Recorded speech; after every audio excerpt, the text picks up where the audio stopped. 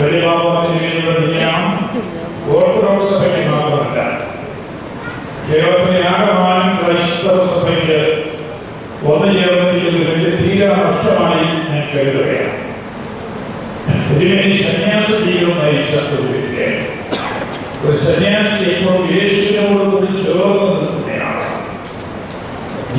ജീവിച്ചിരുന്ന കാലഘട്ടത്തിൽ യേശുവിനോട് കൂടി ചേർന്ന് യേശു ജീവിച്ച് യേശു മരിച്ച ഒരു മഹാവ്യക്തിത്വമാണ് നമ്മുടെ മുമ്പിൽ ഇപ്പോൾ നിശബ്ദനായി കിടക്കുന്നത്. ശബ്ദിക്കാത്ത ശബ്ദമായിരുന്നു, അധികം സംസാരിക്കുകയില്ലായിരുന്നു ഇതിനെ. പക്ഷെ ശബ്ദിക്കുമ്പോൾ ആ ശബ്ദം വളരെ ഘനമുള്ള ശബ്ദം, എല്ലാവരും ശ്രദ്ധിക്കുന്ന ശബ്ദം. ശ്രദ്ധേയനായ വ്യക്തി, കേരളത്തിലെ ആധ്യാത്മിക നേതാവ്, ആധ്യാത്മിക ശ്രദ്ധാകേന്ദ്രം ഞാൻ ഓർക്കുകയാണ്. എന്റെ വാക്കുകൾ ഞാൻ ഉപസംഹരിക്കട്ടെ. വലിയ ഭാവവാദത്തിന്റെ ഹൃദയവിയോഗത്തിൽ കൂടിയിരിക്കുന്ന എല്ലാവരുടെയും പേരിൽ ഞാൻ എന്റെ അനുശോചന അറിയിക്കട്ടെ. ദുഃഖത്തിൽ ഞാൻ പങ്കുചേരുന്നു. അതിനുവേണ്ടി ആത്മാവിന് വേണ്ടി പ്രാർത്ഥിക്കുന്നു. എല്ലാവർക്കും എന്റെ